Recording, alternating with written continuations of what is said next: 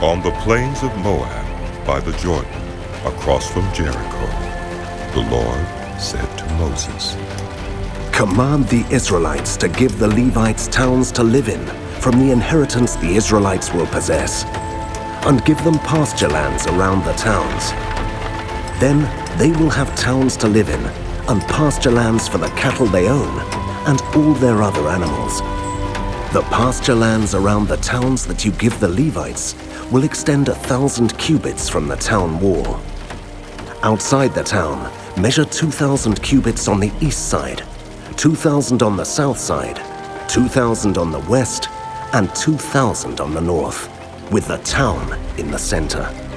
They will have this area as pasture land for the towns.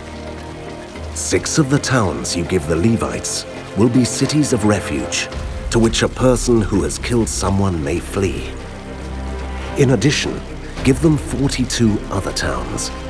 In all, you must give the Levites 48 towns, together with their pasture lands. The towns you give the Levites from the land the Israelites possess are to be given in proportion to the inheritance of each tribe. Take many towns from a tribe that has many, but few from one that has few." Then the Lord said to Moses, "Speak to the Israelites and say to them, 'When you cross the Jordan into Canaan, select some towns to be your cities of refuge, to which a person who has killed someone accidentally may flee. They will be places of refuge from the avenger, so that anyone accused of murder may not die before they stand trial before the assembly. These 6 towns you give will be your cities of refuge. Give 3 on this side of the Jordan, and 3 in Canaan as cities of refuge.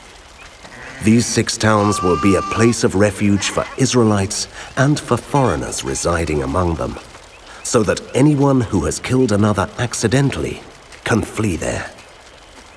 If anyone strikes someone a fatal blow with an iron object, that person is a murderer. The murderer is to be put to death.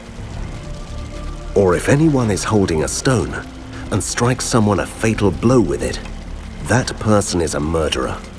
The murderer is to be put to death.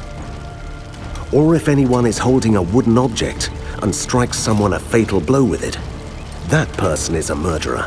The murderer is to be put to death. The avenger of blood shall put the murderer to death. When the avenger comes upon the murderer, the avenger shall put the murderer to death.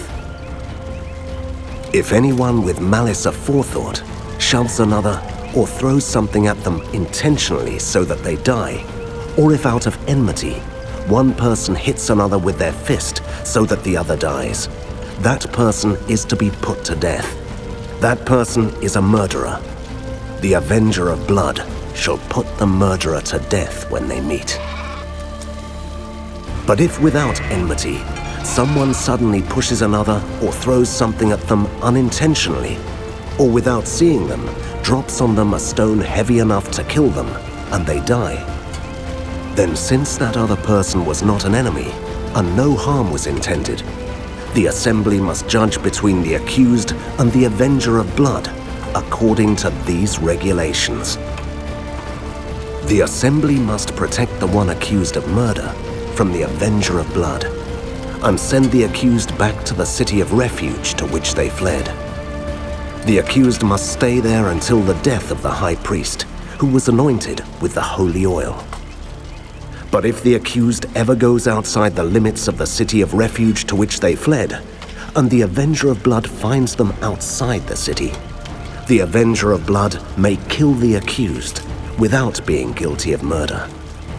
The accused must stay in the city of refuge until the death of the high priest. Only after the death of the high priest may they return to their own property. This is to have the force of law for you throughout the generations to come, wherever you live. Anyone who kills a person is to be put to death as a murderer only on the testimony of witnesses. But no one is to be put to death on the testimony of only one witness. Do not accept a ransom for the life of a murderer who deserves to die. They are to be put to death. Do not accept a ransom for anyone who has fled to a city of refuge, and so allow them to go back and live on their own land before the death of the high priest. Do not pollute the land where you are. Bloodshed pollutes the land, and atonement cannot be made for the land on which blood has been shed, except by the blood of the one who shed it. Do not defile the land where you live, and where I dwell, for I, the Lord, dwell among the Israelites.